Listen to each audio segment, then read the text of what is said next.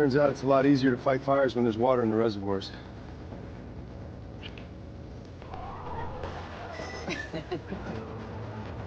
We're even allowed to arrest criminals now, with handcuffs and everything.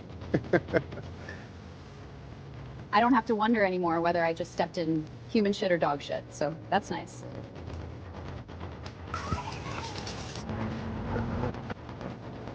I only see needles in the hospital now.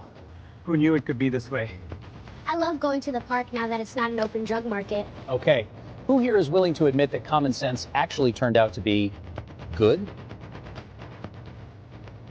I feel safe walking her. She's definitely having a Pratt summer. Who's having a Pratt summer?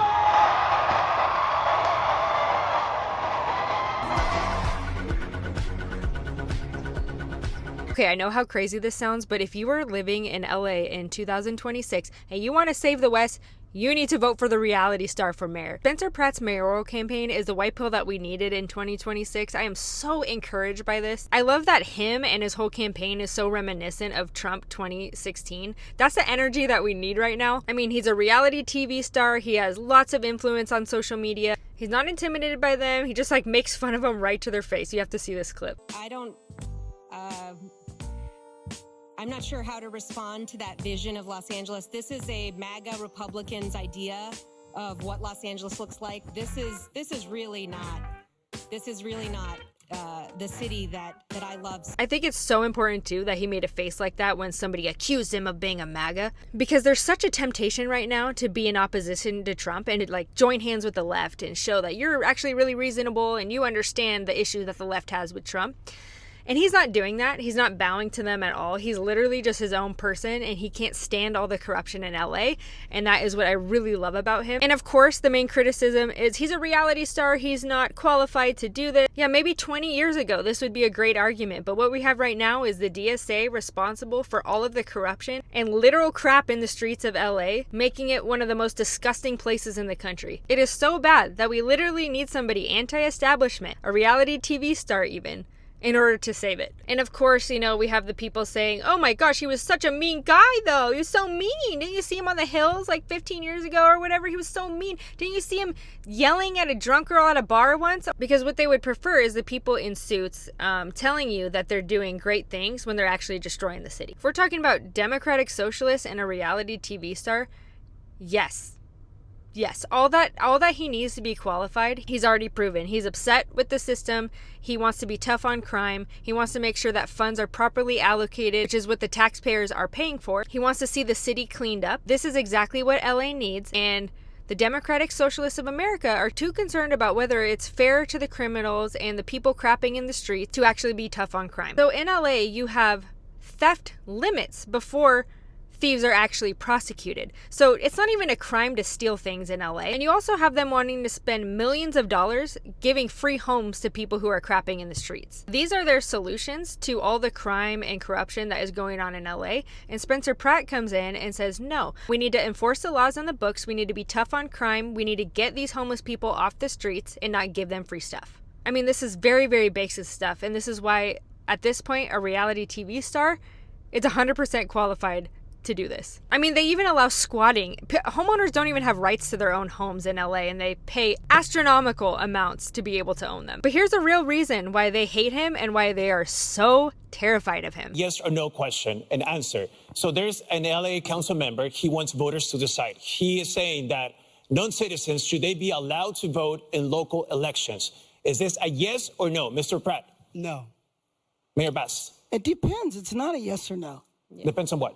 Well, first of all, when you say non-citizens, it doesn't mean they're here illegal. It doesn't mean they're undocumented. They could have green cards. They could be here perfectly legal. And there's a lot of states and cities that do that on very, very local elections. We have to see what the councilman is proposing. Councilmember Bremen. Yeah, I would say, again, it does depend. In other places, school boards have non-citizens. Yes or no? Non-citizens who vote Mr. Pratt, I have a question for you. Spencer says emphatically no. They beat around the bush and give all these, you know, amazing, beautifully worded answers to why the answer should be yes. when it's very simple. No undocumented person should be able to vote in our country, period. And this is why they hate him so much, because this is the game of the Democratic Socialists of America. This is their game. This is the only way that they can win elections, is if they get people who are not citizens to vote. And so if Spencer Pratt can set a precedent in LA, that is going to have a ripple effect across the entire country. It's going to be the momentum that we need as conservatives to push our values in government while we have power. I also find it just so funny that these political elites have no idea. They have no pulse on the culture whatsoever. They write him off as unserious and this is just a publicity stunt. They are so tone deaf to what's happening in the culture that Karen Largemouth Bass actually said this when talking about Spencer Pratt. Honestly, before this, I had never heard of Spencer Pratt. So well, you aren't missing out on anything, so it's okay, but please go on. Exactly. But the thing I am concerned and feel about him is that I feel like he's exploiting the grief of people in the Palisades. And I think that's right. Reprehensible. That's the main thing. And I think he is about his own celebrity. He's famous now again. Exploding grief. Pratt is currently living in a trailer after his home was destroyed in the Palisades fire. I saw it myself firsthand when I interviewed him there just a few weeks ago. His wife, Heidi. I'm focused on my 3-year-old saying he's going to push our house back up. And like, he still says that like every day. And he says like, oh, that hummingbird's house burned down or that duck's house burned down. And so everything is about like houses burning down. He's 3 and he thinks it's somehow his responsibility to push our house back up and that he's strong enough. And he's like, I can do it, Mom. I'm strong enough. Let's go back. I'll push our house up. And so it's about helping them through it and talking through it too. Joining me now is Los Angeles mayoral candidate and former reality TV star Spencer Pratt. Spencer, it's good to see you. Thanks for being with us here today. I'd love your reaction to Karen Bass, who says you're exploiting the grief of people in the Palisades. Yeah, I'm not sure if Karen Bass forgot that she let my house burn down and my parents' house burn down. And I had actual neighbors burn alive across the street from my childhood home. The only grief is my grief, my community's grief that I initially started this fight on behalf of. And she forgets I have received 2 community advocate awards from the Pacific Palisades community. So it's the most insane, psycho, diabolical thing I've heard in a minute, but it's not shocking. This is the same woman that will allow 7,000 houses to burn to the ground, 12 people to burn alive, and then actively cover it up, get caught covering it up, and then say that the LA Times is lying, even though they have the emails where she's altering the after action report, which, as far as I'm concerned, is obstruction of justice. So this woman had no idea that he's actually one of the grief victims that she's talking about. He lost everything, his family home in the fires. He exposed all of the corruption that was making it so that these people couldn't actually get help and the money was going to the elites instead of the people who needed it. This woman cares nothing about her constituents, and his campaign actually has real momentum. I'm very, very encouraged by this. I mean, this ad that he ran has like 12 million views on it, and he has a lot of support behind him.